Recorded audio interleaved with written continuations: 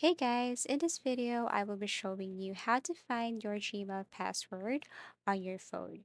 So all you have to do is to simply open your Gmail application first. But before anything else, you have to make sure that your Gmail application is up to date. Now click these lines at the top left corner. Once you tap this, you have to scroll down and then simply look for settings. Okay, tap settings here. And what you're going to do next is to simply look for that email address. Click your email address here, and then click this Manage Your Google Account. So once you tap this Manage Your Google Account, what you're going to do is to look for security. So security is next to data and privacy. And then you just have to scroll down again till you see Password Manager. Tap this one right here.